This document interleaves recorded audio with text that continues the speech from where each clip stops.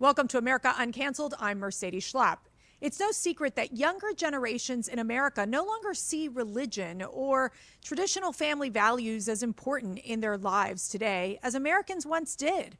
While this feat is often celebrated by progressives, young Americans, especially girls, have been plagued by depression and anxiety as they struggle to find meaning in their lives.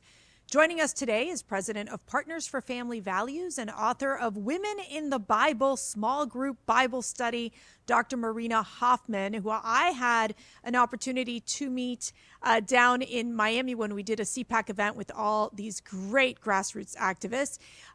Marina felt called to be a voice for family values for youth and young adults, providing a strong base and a sense of direction to those that need it most. Marina, thanks so much for joining me. It's great to be with you. I appreciate CPAC and all you're doing so much. So, it's so funny because I asked you before we were taping, what do you want people to know about you? And I loved your answer. So share with the audience what you want them to know about who you are. Mercedes, I am ordinary. Now, there might be one exception. I went through a terrible trauma a few years ago, and I think that helped me to become resilient and to realize how important things are.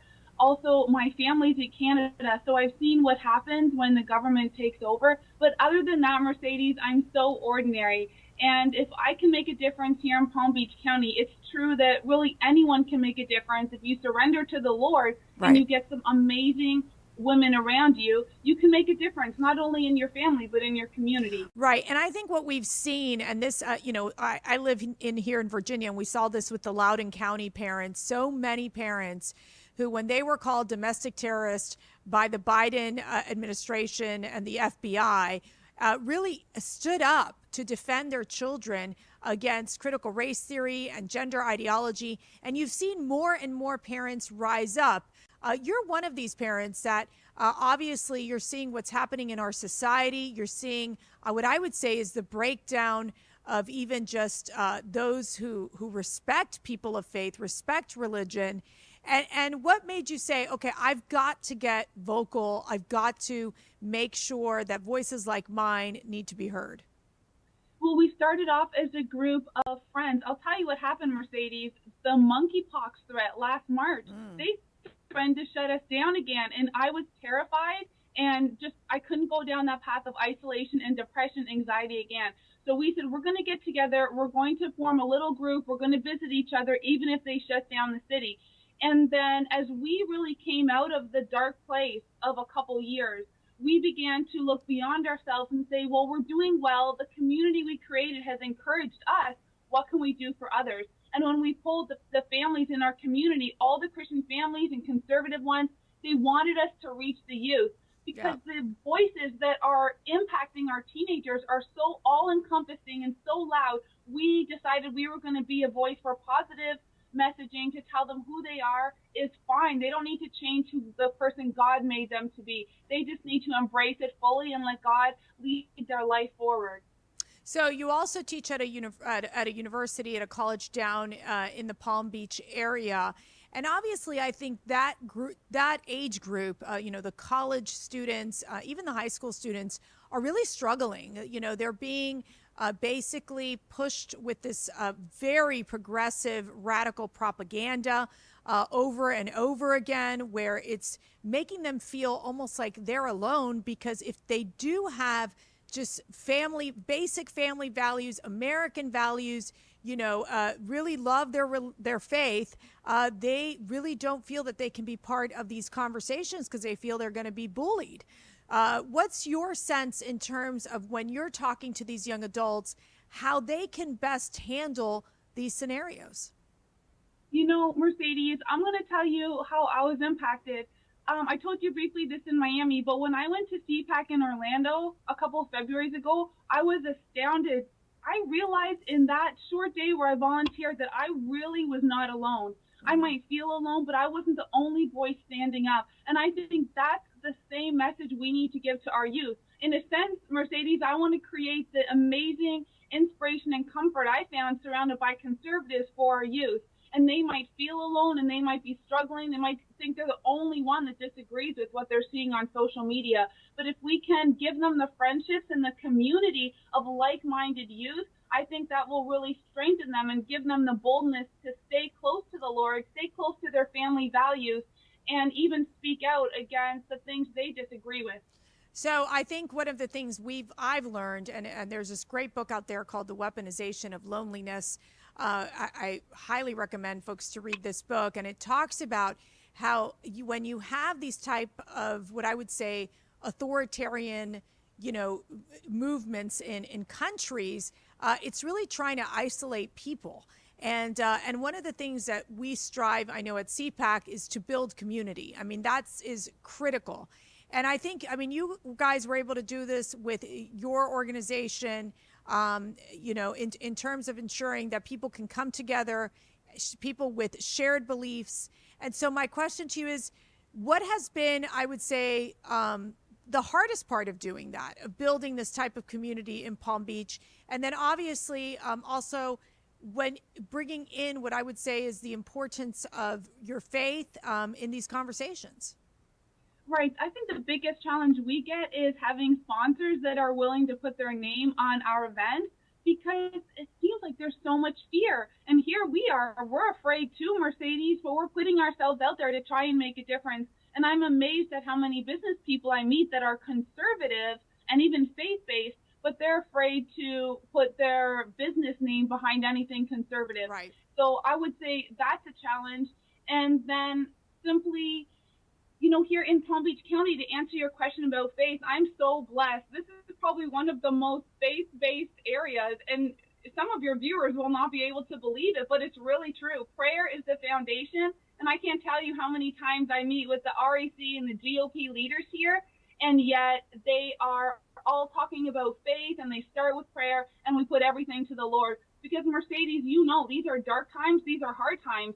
I don't know what hope there could be if it's not our hope in the Lord, that the Lord enables us to make a difference and goes before us. We've seen more and more Americans, you look at the Gallup polls, you see how more and more Americans are basically turning away from faith and in essence turning away from going to church. I mean, do you have a sense of what do you think is actually causing that? Well, everyone talks about taking the Lord out of the school. That's certainly a major piece, but we've taken the Lord out of everything. People are afraid to talk about the Lord. But Mercedes, let me say this. For the people of faith listening, the best way to weed through people that are after you for the wrong reasons is to start talking about the Lord. Yes. And if you see the person backing up, that's fine. You and I had a great faith-based conversation. Yes. Because if we're about faith, family, and freedom, let's be about faith. And let's put our faith out there. And the best outcome for me has been I've met in the last few months have become the dearest sisters and friends. And we laugh because we'll have a little business planning meeting of 20 minutes and then we'll hang out for 3 hours because we're sisters. We have found friendship, and all the things you're saying about community, how foundational is that? When we have a sense of community, you feel invincible, that you can do anything and you can stand because you're not standing alone. So you also have this book, incredible book, which I really am just so excited to make sure I get a copy of this. It's Women in the Bible, Small Group Bible Study. It's an award-winning book. Give us a sense of what are your main themes there?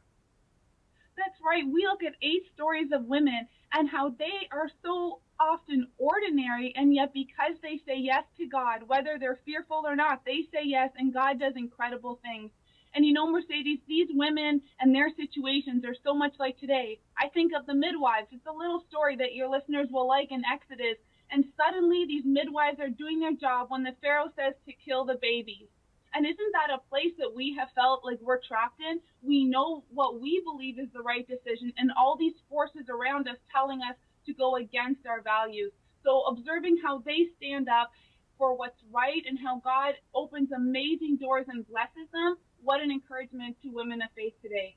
Yeah, it's courage over fear.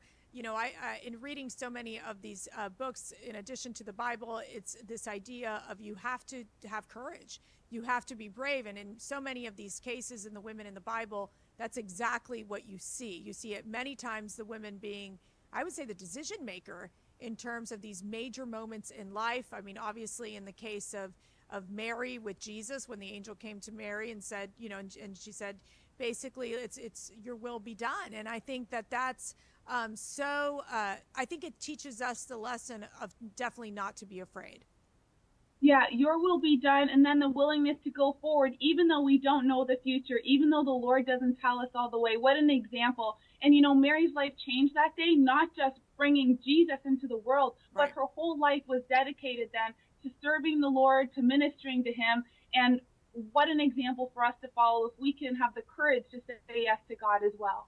So I think one of the things is people ask all the time when they're in the workforce, how can I be this Christian or this person of faith, and yet be in an environment where maybe they're hostile to to Christian values? I mean, what's your advice to people in that situation? I would say if we're a good person and we practice the skills of listening and being present, even apart from our work duties, we will start attracting those moments where people start sharing their real life situations. And when someone says, my husband's cheated on me, my kids are just, I have no connection left with them, maybe they have an illness, those I think are the moments God gives us, Mercedes, to speak life and not to jump on them, but to listen and let them pour out their heart. And when they're in that state of need and expressing it to us, what a moment to say, my faith is in the Lord and I wouldn't be able to make it through any day without him. Would you mind if I prayed for you? Or could I take you out for coffee sometime? And in those moments where we're real and authentic and we share our faith from our heart, I think those are the moments that connect to people. And Mercedes, maybe it's not the era anymore where we'll reach hundreds upon thousands on, a pedestal or behind a podium. Maybe the era we're living in is where our impact will be one by one. And Right. sometimes the change is more transformational through friendship than any other.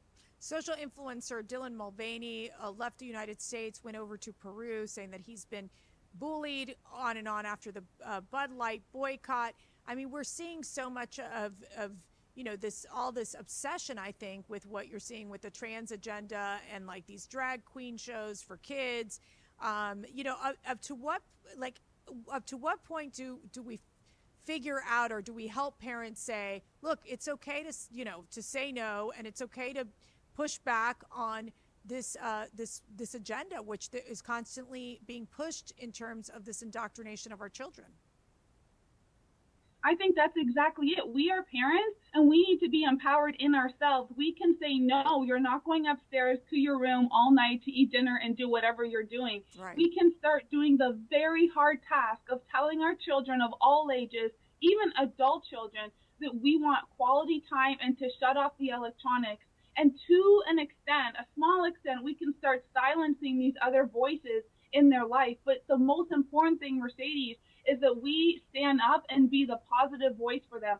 We constantly affirm them in our love by being patient, by being accepting and drawing out the person God made them to be and affirming that. And I think the most encouraging fact that we need to keep in mind is no matter how much a teacher can sway a child, I think in the end, all of us look back at our young years and our mom and our dad are the most influential voices. So not to let the devil or the world tell us that we don't matter and our kids actually belong to the government, but to stand up and say, these are my kids. I'm going to be a voice day after day. I'm going to be present and I'm going to listen and affirm them in their faith. And hopefully the voice we have is the one that wins. Yeah, and I mean, I've seen parents who have gone to CPAC, and then when we're talking about their kids, they're like, "Oh, my kid went to college. I lost my kid." What's your advice to a parent who, just feels so frustrated? The kid went to a woke college and then just pretty much, adopted that behavior. Well, I'm a university professor, so I've seen this. I've seen kids' lives fall apart in university because they listened to bad voices and got messed up with bad kids. You know what they all do in the end, Mercedes? Every one of them end up going back home. And sadly, some of them, they have to just cut their semester short. But it's those times where they've taken their breaks, they've gone home, that they've been refreshed. So again, we can never forget the impact we have even when they're not living with us. Right. But just to keeping a voice in their life. And maybe it's old school ways, sending them packages, sending them letters, sending them texts that they may not answer. but they're listening, and they're far more attentive than I think parents sometimes can credit ourselves with. And of course, prayer. You know, Yeah. no child is lost forever. Life, we all go through different times. We all go through hardships, but if God is the anchor of our family in our life, God will bring them back, I believe. I believe that too. I just got through Confessions, which is the San Augustine book, and basically his mother Monica was a big Saint Monica was a big prayerful warrior for her son. Because he went through that period of time in his life where, he was not following God, and she never gave up. She always prayed for her son. So I always think that St. Monica is a great example of a mother who was relentless and, knew that she was never going to give up on her child. And we have that obligation as parents as well. So I Yeah. want to thank you, Dr. Marina Hofman. It was so wonderful to connect with you in Miami. We automatically were like, oh my goodness, like why haven't we spent time together before? Because you really inspire so many moms, as you say. You're ordinary, but you're so extraordinary because of the fact you're able to create community and really speak up strongly and boldly about the importance of family values. Thank you so much for having me. And you have the youth leadership rally that's going to be coming up soon. What's that about? Yeah, we have a leadership. We're looking at leadership and character development, inspiring courage, and giving our youth opportunity for community. We have one in Palm Beach coming up, and then Boca and St. Augustine. And honestly, Mercedes, the last two just came up in the last month.